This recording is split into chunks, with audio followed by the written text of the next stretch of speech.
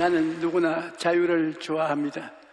어른 아이 할 것 없이 모든 사람이 자유를 원하고 자유를 추구하는 것입니다. 그러나 오늘날 인간의 삶을 들여다보면 사람들이 자유를 잃어버린 채 여러 가지 속박에 묶여 살아가고 있습니다. 죄의 속박, 허물의 속박, 질병의 속박, 가난과 저주의 속박, 그리고 죽음의 속박에 묶여 많은 고통을 당하고 있는 것입니다. 그러면 어떻게 해야 이러한 속박에서 자유를 얻을 수가 있을까요? 예수님께서는 진리를 알지니 진리가 너희를 자유케 하리라고 말씀하셨습니다.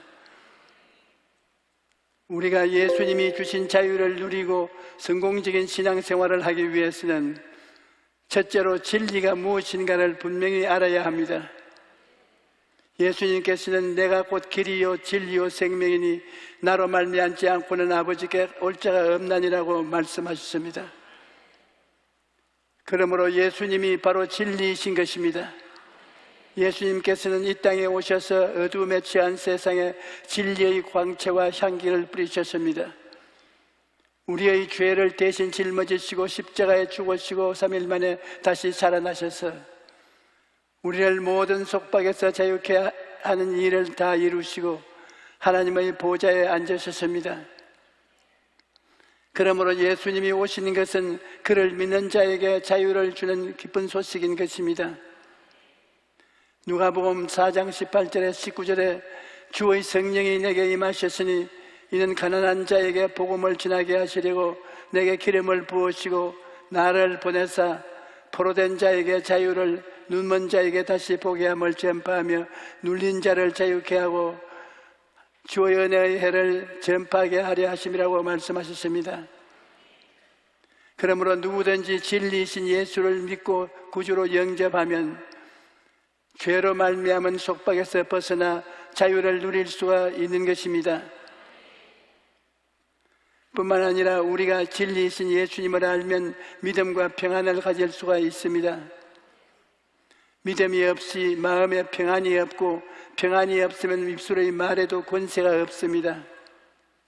평안이 없는 설교는 성령 충만이 전혀 없는 것입니다. 그러나 믿음이 있으면 마음속에 평안이 있고 평안이 있으면 입술의 말에 권세가 있는 것입니다.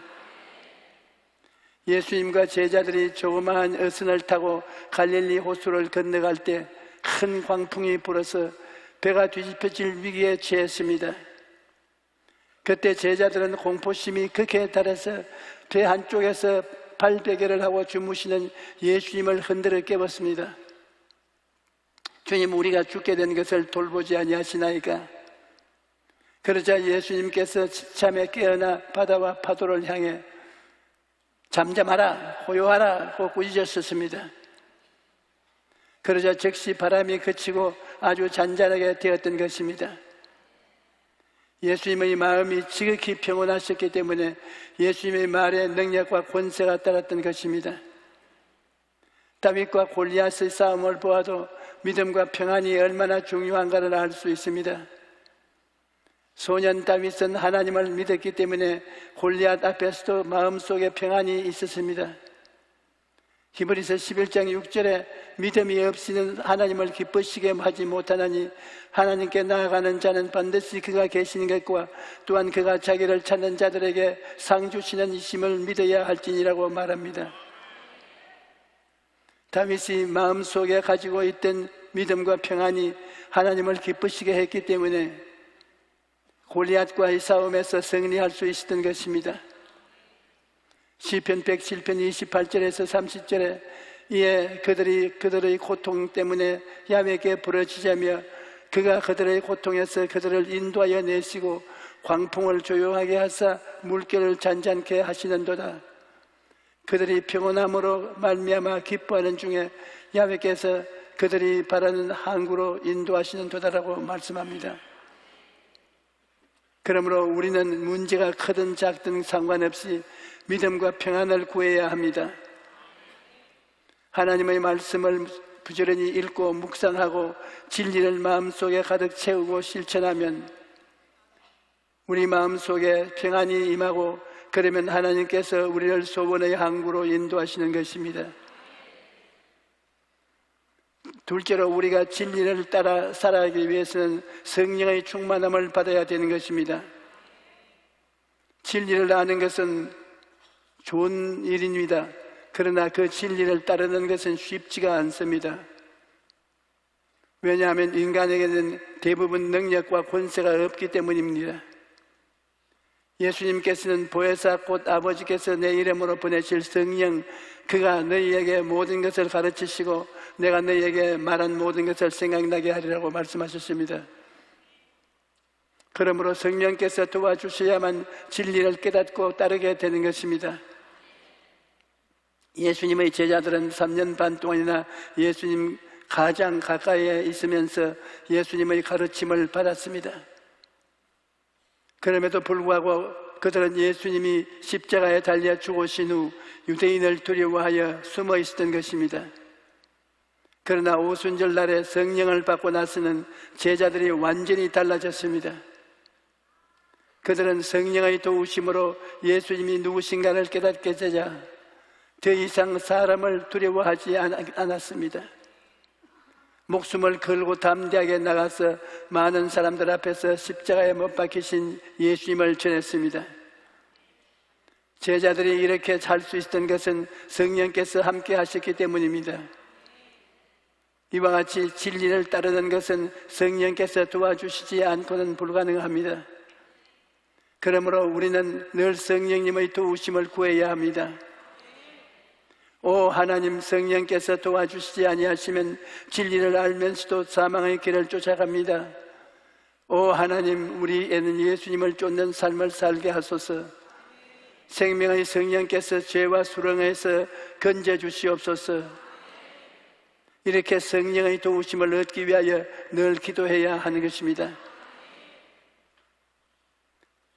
셋째로, 예수님께서 주신 자유를 누리려면 성공적인 삶을 살기 위해서는 꿈을 품고 뜨겁게 기도해야 합니다. 제가 예전에 아랍에미리트의 아부다비라는 곳에 부흥회를 인도하러 갔는데 그것은 사막의 땅이라 그야말로 완전히 모래 땅이었습니다. 태양이 뜨겁고 풀 한 폭이 없는 우물도 없는 버림받은 땅이었습니다. 그런데 거기에 영국 회사가 들어와서 석유를 발견했어요. 알고 보니 그 모래 땅이 석유 위에 둥실둥실 떠 있는 것입니다. 석유가 발견되자 온 세계 부자들이 돈을 다 투자해서 오늘날은 황금 땅이 되었습니다. 얼마나 시설이 굉장한지 인류 공항에, 인류 항구에, 고층 빌딩에 온갖 대단한 시설들이 길거리에 가득합니다. 그런데 거기서 관료한 사람이 성회에 참석했다가 제게 말하기를, 목사님, 우리는 석유 위에 서 있는 땅이지만 대한민국은 예수님 위에 떠 있는 땅이군요. 제가 그 말을 듣고 충격을 받았습니다. 그래서 그 말을 듣자마자 맞았어요. 이 땅은 석유 위에 떠 있지만 우리는 마음속에 주님이 들어와서 주님 위에 떠 있습니다. 그렇게 대답을 했던 것입니다. 그러고는 내가 호텔에 와서 생각했습니다. 얼마 안 있으면 사람들이 황금 땅 아부다비를 떠날 때가 올 것이다. 왜냐하면 기름은 한없이 퍼낼 수가 없다. 언젠가는 고갈되고 만다. 그러니 기름 없는 사막의 땅에 누가 와 있겠는가? 그러나 예수님은 그렇지가 않습니다. 한없이 퍼내어도 고갈되지 않고 넘쳐나는 것이 예수님의 은혜인 것입니다. 여러분, 우리는 예수님이라는 황금 땅 위에 떠 있는 것입니다. 예수님께서 우리에게 주신 오중복음은 퍼내어도 끊임없이 솟아나는 은혜의 것입니다. 주님께서 여러분 앞에 한없는 가능성을 넣어놓으셨습니다. 그리고 난 다음 그곳을 개발하라고 하신 것입니다. 주님께서는 여러분 모두에게 보배를 주셨습니다. 여러분이 발견을 못해서 그렇지 발견하면 그 보배를 개발할 수 있는 것입니다. 나 같은 사람 보고 정치인이 되라고 하면 나는 망했어요. 왜? 나는 정치인이 될 재간이 없습니다. 나보고 사업가가 되라고 해도 사업가가 될 재간이 없습니다. 그러나 성령께서 나에게 목사가 되라고, 목사 되는 재질을 주시고 그것을 개간하라고 하셨기 때문에 제가 그것을 개발했던 것입니다. 그러면 하나님이 주신 보배를 어떻게 개발할 수 있습니까? 그 방법은 바로 성령께 꿈을 달라고 기도하는 것입니다. 성령께 오시면 젊은이에게는 꿈을, 늙은이에게는 환상을 주십니다. 여러분이 그 꿈과 환상을 받아들여서 그것을 바라보고 믿고 기도하며 입으로 시인하면 기적이 나타나게 되는 것입니다. 예수님께서는 지금까지 너희가 내 이름으로 아무것도 구하지 아니하였으나 구하라 그리하면 받으리니 너희 기쁨이 충만하리라고 말씀하셨습니다. 그러므로 우리는 꿈을 품고 시간이 있을 때마다 하나님께 기도해야 합니다.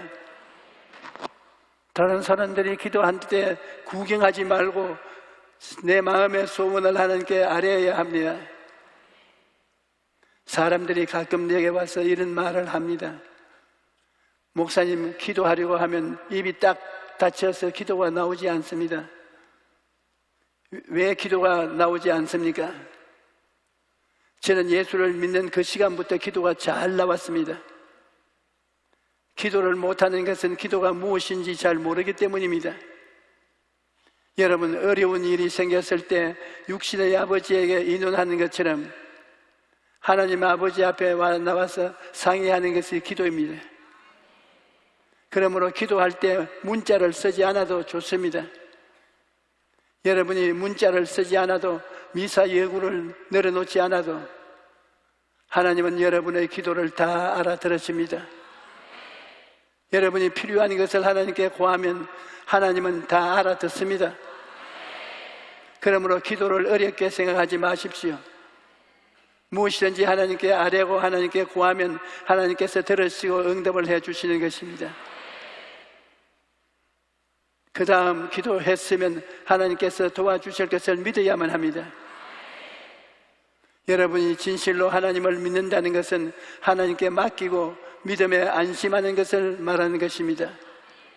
아무리 주여 믿습니다 하더라도 마음속에 불안, 초조, 절망, 공포가 가득하면 그것은 믿음이 아닙니다. 믿음이란 하나님을 믿고 하나님께 맡기고 마음속에 안심하는 것이 믿음인 것입니다. 그런데 하나님께 맡기고 마음에 안심하려면 하나님이 누구신지 알아야 됩니다. 우리 하나님은 전지전능 무소부조하신 하나님이신 것입니다. 우리 하나님께서는 하늘들의 하늘을 다 지으시고 땅과 그 가운데 모든 것과 바다와 그 가운데 있는 모든 것을 다 지으셨습니다. 하나님은 모든 것을 다 알고 계십니다. 하나님은 우리의 일어서고 앉는 것을 아시며 멀리서도 우리 생각을 통촉하시며 우리 머리털까지 세시는 분이신 것입니다. 우리가 믿은 하나님은 이와 같이 실력이 있기 때문에 우리가 믿고 맡길 수가 있는 것입니다. 그러나 하나님께서는 아무리 이렇게 전지전능무소부재하신 하나님이시 하더라도 하나님께서 우리와 아무 관계가 없다면 소용이 없는 것입니다. 그렇다면 하나님과 여러분은 어떠한 관계입니까? 여러분은 모두가 다 하나님께서 지극히 사랑하시는 하나님의 자녀인 것입니다. 하나님께서 우리를 지극히 사랑하신다는 사실을 알면 우리가 하나님을 믿고 모든 것을 맡길 수가 있는 것입니다. 하나님께서는 우리를 얼마나 사랑하셨던지 독생자 예수 그리스도를 주셨습니다. 하나님께서 천지를 주시는 것은 쉽지만은 그 아들 예수 그리스도를 주신다는 것은 결코 쉬운 것이 아닙니다. 그러므로 하나님께서는 가장 지극한 사랑으로 최대의 선물을 우리에게 주신 것입니다. 그리고 그 아들 예수님은 여러분과 나를 사랑하셔서 그의 몸을 찢어 우리에게 주시고 그의 피를 쏟아 우리에게 주신 것입니다. 하나님을 반역하고 지옥에 가야 마땅할 우리를 위해서 예수님께서 우리의 죄를 대신 짊어지시고 십자가에 올라가셔서 물과 피를 다 쏟으시고 우리의 죄와 불의, 질병과 저주와 죽음을 다 청산해 주신 것입니다. 그러므로 이보다 더한 사랑은 도저히 우리 인간으로서는 상상할 수가 없는 것입니다. 이와 같은 하나님께서 우리를 사랑해 주신다는 것을 알면 우리는 하나님을 믿고 하나님께 모든 것을 맡길 수가 있는 것입니다. 여러분, 기도를 했으면 하나님의 말씀대로 이루어질 것은 믿으십시오. 하나님 말씀을 부여잡고 믿음으로 계속 기도해야 합니다. 믿음의 기도는 아니하고서는 하나님의 마음을 감동시킬 수가 없습니다. 히브리서 11장 6절에 믿음이 없이는 하나님을 기쁘시게 하지 못하나니 하나님께 나아가는 자는 반드시 그가 계신 것과 또한 그가 자기를 찾는 자들에게 상 주시는 이심을 믿어야 할지니라고 말씀합니다. 우리가 교회 성도님 중 한 분이 생활이 아주 어려웠는데 손대는 것마다 실패를 해서 끼니를 겨우 이어갈 정도였습니다. 그분이 내게 기도를 받으러 오면 내 마음이 몹시 무거웠습니다. 수심이 꽉 들어 찬 얼굴로 내게 기도를 받으러 오는 그를 위해서 제가 늘 기도를 하고 있었습니다. 그런데 하루는 그분 내 사무실에 들어오는데 보통 때와 달리 얼굴이 활짝 깨어 있었습니다. 목사님, 이제 됐습니다. 그래서 저는 직장을 얻은 줄 알고 취직이 됐습니까? 하고 묻자 그분이 대답하기를 아닙니다. 목사님, 직장을 얻은 것이 아니고 믿음을 얻었습니다. 오늘 아침에 성경을 읽다가 갈라디아서 3장 13절 말씀을 읽게 되었는데 그리스도께서 우리를 위하여 저주를 받은 바 되사 율법의 저주에서 우리를 속량하였으니 기록된 바 나무에 달린 자마다 저주 아래 있는 자라 하였음이라. 제가 이 말씀을 읽고 나자 갑자기 이 말씀에 주의가 기울어졌습니다. 저는 모든 것을 제쳐놓고 이 말씀에 주의를 집중하고 읽어보고 생각하고 또 읽어보고 생각해 보았습니다. 그랬더니 저희 마음속에 떠오르는 생각이 있었습니다. 제가 하는 일마다 실패하니까 나는 가난하고 팔자를 타고났다고 보다 그렇게 생각했는데 그래서 저희 생각 속에는 불평과 원망과 가난의식이 꽉 들어차 있었습니다. 그런데 성경에 예수님께서 나를 위해 저주를 받은 바 되사 율법의 저주에서 나를 속량했다고 기록되어 있으니 제가 진짜로 예수님을 믿는다면 제가 저주 아래 있지 않아야 된다는 것을 생각이 들었습니다. 저주의 생각이나 저주의 말이나 저주의 행동을 하지 않아도 된다. 질질 울면서 다니지 않아야 된다. 그런 생각을 주님께서 깨우쳐 주셨이 제 마음속에 들려주셨습니다. 그러자 성령으로 충만해서 저희 온몸이 뜨거워지면서 하나님의 축복이 저희 온 전신을 감싸는 듯 했습니다. 그리고 저주에서 해방되어 영혼이 잘됨같이 범사에 잘되고 강건하며 생명을 얻되 풍성하게 얻는 저희 모습이 보여졌습니다. 그러면서 너무나 기쁘고 즐거워서 뛰고 구르고 하나님께 감사를 드렸다는 것입니다. 저는 이제 축복을 받았습니다. 목사님, 저를 위해 더 이상 기도 안 해줘도 좋습니다. 저는 예수님으로 말미암아 복받은 사람입니다. 다시는 가난하지 않을 것입니다. 두고 보십시오. 그러고 좋아하면서 사무실을 나갔는데 그 얼마 안 되어서 조그만 사업을 시작하더니 그것이 번창하여 자녀들도 대학까지 다 공부시키고 잘 살고 있습니다.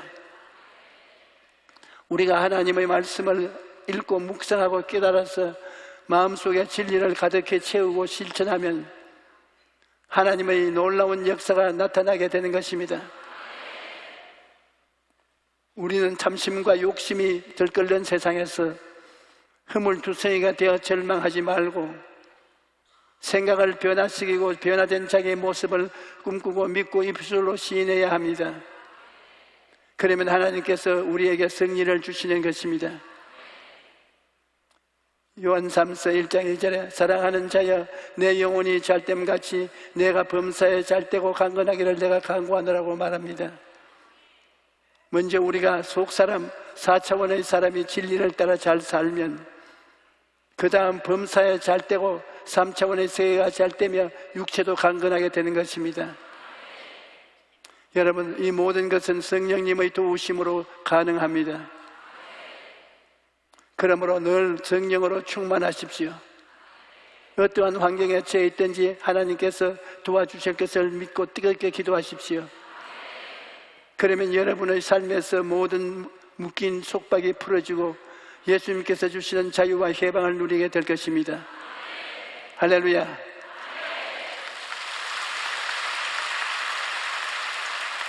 우리 생명을 주신 예수님을 모시고 이 시간에 병을 낫기 위해서 기도하고 문제가 해결되기 위해서 함께 기도하십니다. 아픈데 손을 얹으십시오. 여러분은 속에 들어와 계신 예수님께 기도하는 것입니다. 우리 속에 들어와 계신 예수님은 십자가에 나를 위해서 피 흘려 죽으시고 부활하신 예수님인 것입니다. 예수 그리스도 이름으로 기도하오니 우리 속에 계신 예수님이 우리의 모든 질병을 고쳐주시옵소서. 머리끝부터 발끝까지 새 생명이 넘쳐나게 도와주시옵소서. 기적이 일어나게 도와주시옵소서. 원수 귀신을 쫓아내어 주시옵소서. 원수 귀신아, 살아계신 예수 이름으로 명하노니 우리 각자 몸에서 떠나 갈지어다. 물러가라, 물러가라, 물러가라. 하나님 아버지여, 기적을 주시옵소서. 반드시 기적을 주시는 하나님이십니다. 저 하늘을 지으시고 땅을 지으시고 하늘과 하늘들의 하늘도 지으신 하나님, 우리를 못 고칠 리가 어디에 있습니까? 하나님 아버지여, 성령의 능력으로 고쳐주시옵소서. 모든 병을 떠나갈지어다. 성령이여, 우리에게 기름 부어 주시옵소서. 성령께서 우리에게 믿음을 주시옵소서. 우리가 굳세게 믿고 나을 수 있게 도와주시옵소서. 기적이 일어나게 하여 주시옵소서. 아버지여, 개인 가진 사업생활 문제를 주님께 내어 맡기니 전능하신 주님께서 이 문제를 해결해 주시옵소서. 모두 다 영혼이 잘됨같이 범사에 잘되며 강건하고 생명을 얻되 넘치게 얻게 되게 도와주시옵소서.